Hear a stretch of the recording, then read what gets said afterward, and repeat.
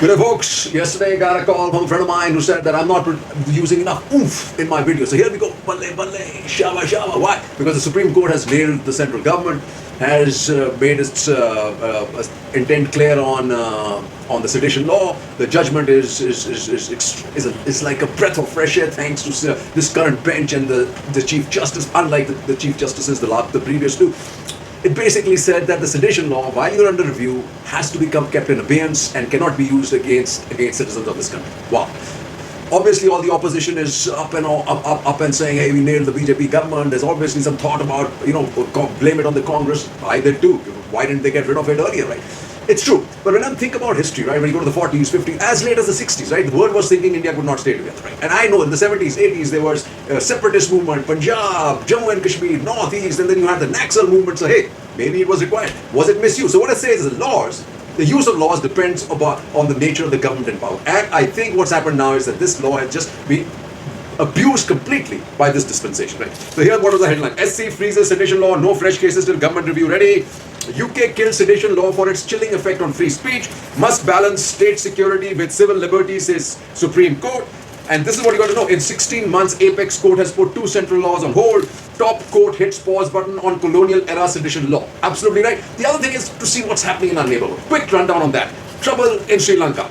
Efforts on to form government in Lanka to avail of IMF bailout. Sri Lanka opposition submits no trust motion against president government. Sri Lanka on boil. Mahinda takes shelter at naval base. This is just unbelievable, right? Shoot on sight orders in Lanka as stir intensifies. Ex-PM flees home. Mahinda quits as Lanka PM. Ruling MP dead in clash. Leaders' houses set on fire. Gotabaya agrees to drop brother as PM.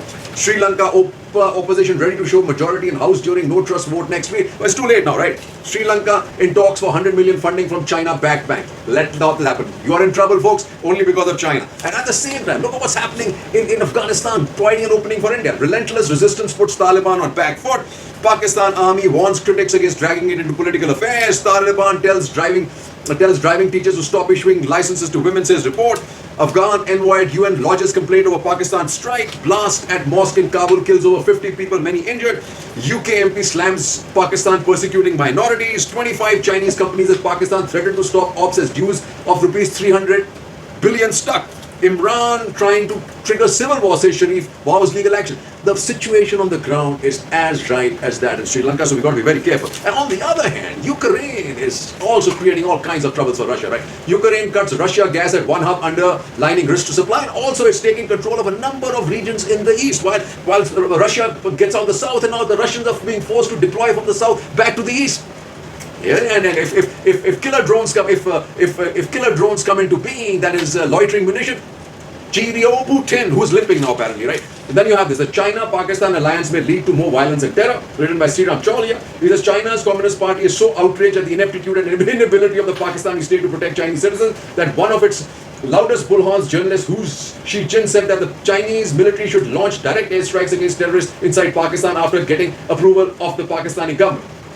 Such an eventuality is not inconceivable given the utter web of dependence China has spun to keep Pakistan under its sway. But if Pakistan is China's biggest problem child, one must not forget the converse reality. China is Pakistan's worst exploiter. The mutual vicious cycle is unfortunately bound to produce more rounds of violence and terrorism in the future. Hey ho!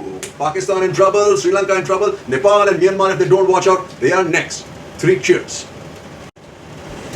So India has 3 great opportunities that it looks like will drive its growth going into the future, and technology availability. One is it tries to develop its defense complex ecosystem. Now, defense industrial complex is an incredible force and economic and technology force multiplier. But however, while you do that, you got to remember you got to learn how to walk before you run. I mean, India just comes up with all these statements and they're going to make a 5th generation, 6th generation without having to know how to make a jet engine, right? The way to do it actually. We had all these offset policies, and they were all wrong because people are, for FDI, they were exporting potatoes and tomatoes. That's not the way it's supposed to be done.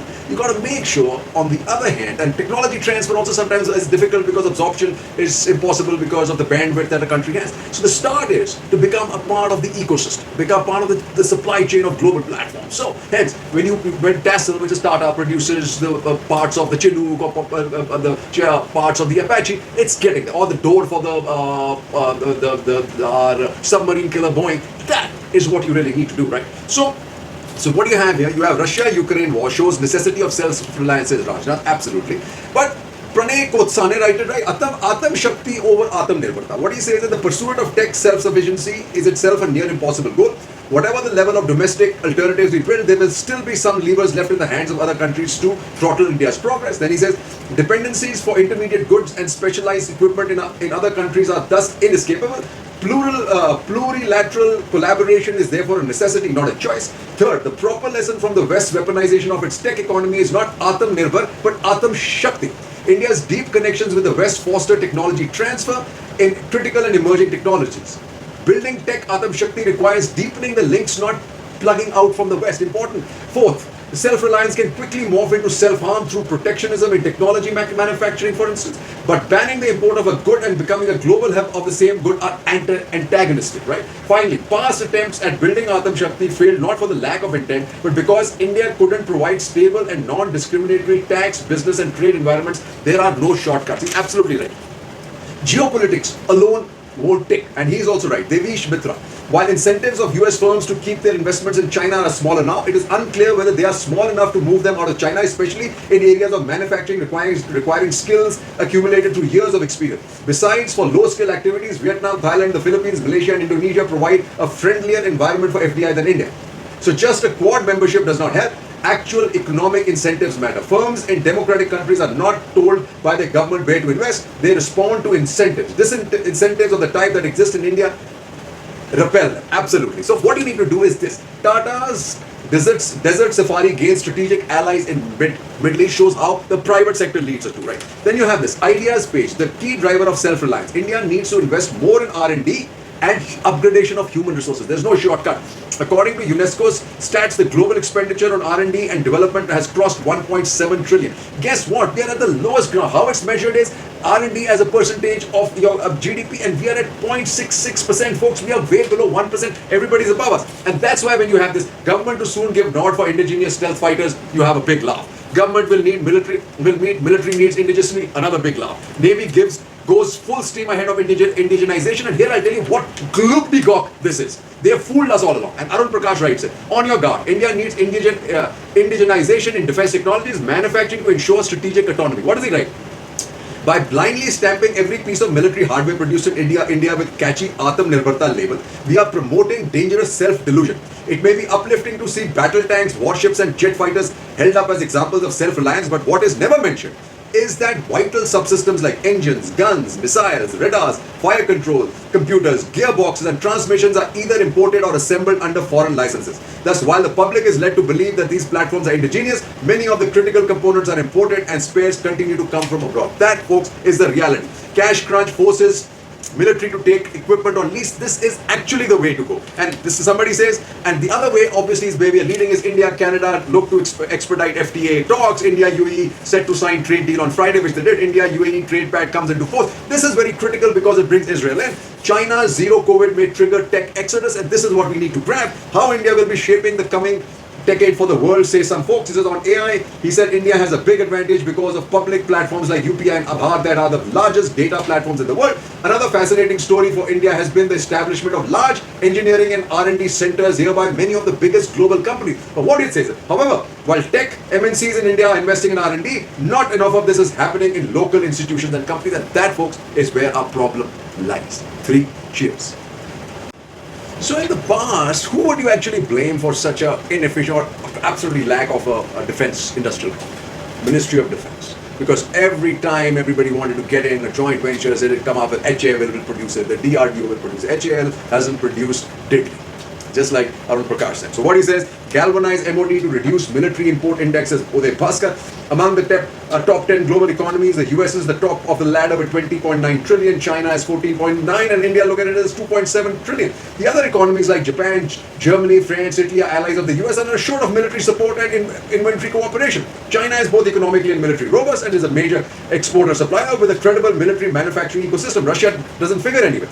India is an unfavorable spot for it, has the potential to become a 5 trillion economy, but it ain't looking like that. It is militarily very vulnerable, for it has no meaningful indigenous capability to design and manufacture critical military inventory items that are combat worthy. Tanks, guns, ships and fighter aircraft. That, folks, is the reality. Rajnath Singh was spot on calling for increased investments by US defense companies in India under the Make in India program, and adding that the participation of US entities in industrial collaboration and partnership in research and development will be critical for the success of this initiative. Galvanize the MOD to rise to the challenge is imperative, because it's already always throws a spanner. Otherwise, this is what's going to be conclude jet engine talks with France in a month, officials told. This has been going on for 10 years, folks. 5 years on, strategic partnership, defense projects yet to take off. Right? But this is what is a success, right? And this is the model. After Tata Airbus success, IAF keen on same model for jet fighters. IAF prefers buy global, make in India route over strategic partnership models. Go with it for Boeing. Government takes 22,000 crore deal with Airbus for 56 jets, 21,000 crore Airbus Tata project for 56 IAF planes cleared, Indian facility to be regional repair hub for C-295 fighter. So a fallout of the same deal. The other thing is exports, critical. India to display Tejas jets at Singapore Air Show, military exports. Malaysia team to visit soon for LCA trial. Apparently LCA is a leader, right? Then there was the BrahMos. BrahMos deal with Philippines, widen scope in aerospace, Navy says envoy, but then you have this. After missile malfunction, BrahMos via Manila called Indian envoy, and we got to avoid that, right? Expenditure on armed forces should be viewed as investments as army chief, and just like I told you, absolutely.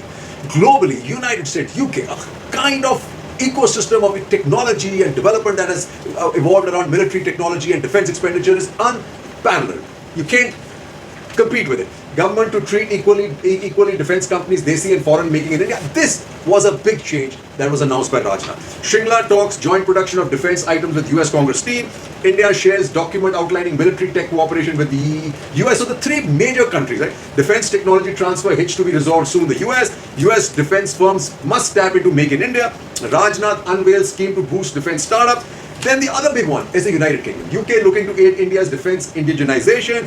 India visit to deepen strategic trade defense ties, says Johnson. India, UK to work on fighter jet engines, marine projects. Then the other country, obviously, our big pal, is France. France commits to support India's defense industrialization, but you've got to tell France that we have to become part of their supply chain for Rafales, right? India lifts ban on Italy arms firm linked to Augusta scam. That was the other big provider, right?